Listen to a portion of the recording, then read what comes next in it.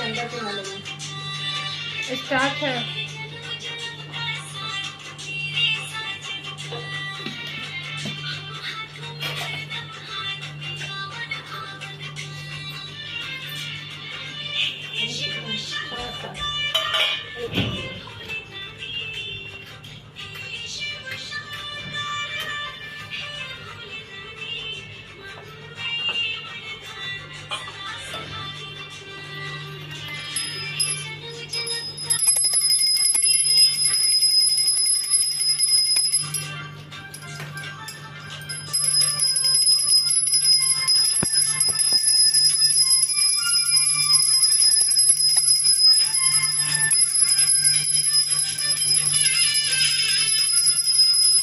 ये शीशा में हम आ गए होंगे क्या? देख लेंगे। इधर से मतलब अच्छा ठीक।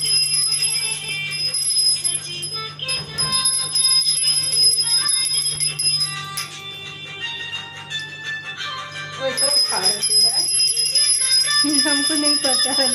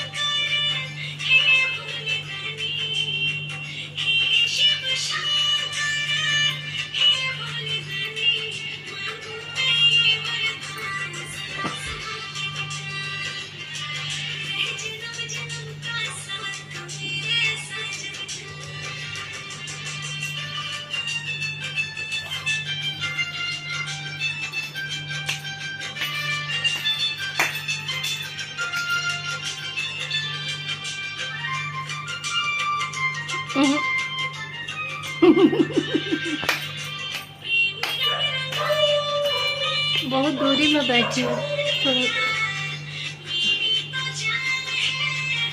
ठीक है आगे नहीं आता है कैमरा। आसनी क्या है? नाइटी है, आसनी नहीं लाना।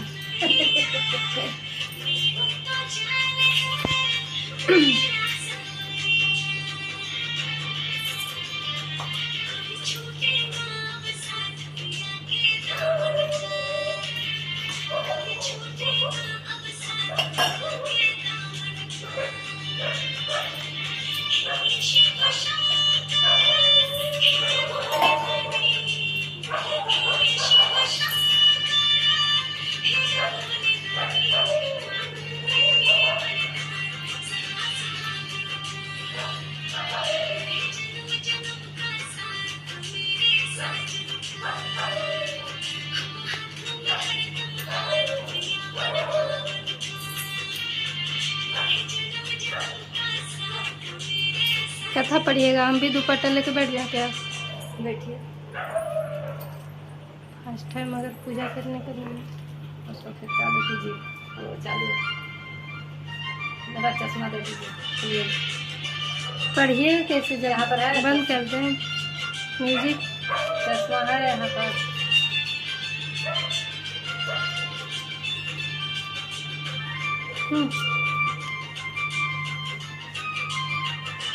नहीं दिखता है, लगाएंगे तो नहीं। फिर झूठ है इसी।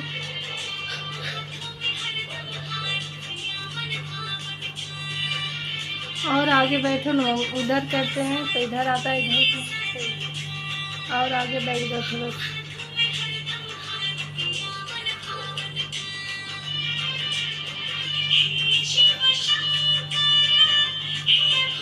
बंद कर दीजिए।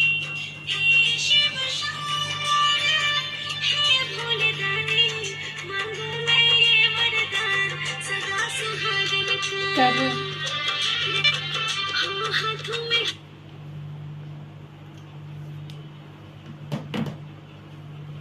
पढ़िए। पूजन करने के बाद कथा सुने। सूत जी कहते हैं, मंदार की माला से जिन पार्वती जी का केश पान अलंकृत है और मुंडों की माला से जिन शिव जी की जटा अलंकृत है, जो पार्वती जी दिव्य वस्त्र धारण की हैं और जो शिव जी दिगंबर नंगे हैं, ऐसी श्री पार्वती जी तथा श्री शिव जी को प्रणाम करता हूँ। रमणी कैलाश पर्वत के शिखर पर बैठी हुई श्री पार्वती जी कहते हैं, हे महेश्वर, हमें कोई गुप्त व्रत या पूजन बताइए जो सब धर्मों से सरल हो, जिसमें परिश्रम भी कम करना पड़े लेकिन फल अधिक मिले। हे नाथ, यदि आप मुझ पर प्रसन्न हो तो यह विधान बताइए। हे प्रभु, किस तप व्रत का दान से आदि मध्य और अंत रहित आप जैसे महाप्रभु हमको प्राप्त हुए हैं। आप जैसे महाप्रभु हमको प्राप्त हुए हैं। शिव जी बोले, हे देवी सुनो, मैं तुमको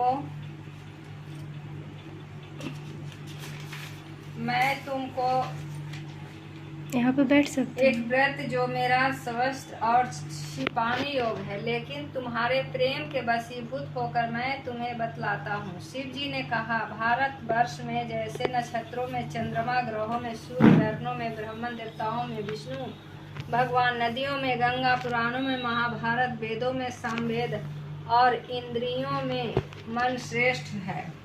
सब पुराणों और वेदों का सर्वस्व जिस तरह कहा गया है, मैं तुम्हें एक प्राचीन व्रत बतलाता हूँ। एकाग्र मन से सुनो। जिस समय व्रत के प्रभाव से तुमने मेरा आधा आसन प्राप्त किया है, वह मैं तुमको बतलाऊंगा, क्योंकि तुम मेरी प्रेयसी हो। भाद्रपद मास में हस्त नक्षत्र से युक्त शुक्ल पक्ष की तृतीया तिथि को उसका अनुष्ठान मात्र करने से स्त्रियां सब पापों से मुक्त हो जाती हैं। हे देवी, तुमने आज से बहुत दिनों पहले हिमालय पर्वत पर इस व्रत को किया था। यह वृत्तांत मैं तुमसे कहूँगा। पार्वती जी ने पूछा, हे नाथ, मैंने क्यों यह व्रत किया था?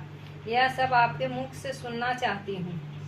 उत्तर की ओर एक बड़ा रमणीक और पर्वतों में श्रेष्ठ हिमवान नामक पर्वत है। उसके आसपास तरह तरह की भूमियां हैं, तरह तरह के वृक्ष उस पर लगे हुए हैं। नाना प्रकार के पक्षी और अनेक प्रकार के पशु उस पर निवास करते हैं। वहां पहुंचकर गंधर्वों के साथ बहुत से देवता, सिद्ध, चारण, पक्षी गण सर्वदा प्रसन्न मन से विचरते हैं। वहां पहुंचकर गंधर्व गाते हैं, अप्सराएं नाचती हैं। उस पर्वत राज के कितने ही शिखर ऐसे हैं कि जिनमें स्फटिक, रत्न और वैदूर्य मणि आदि की खानें भरी हैं। यह पर्वत ऊंचा तो इतना है कि मित्र के घर की तरह समझकर आकाश का स्पर्श किए रहता है।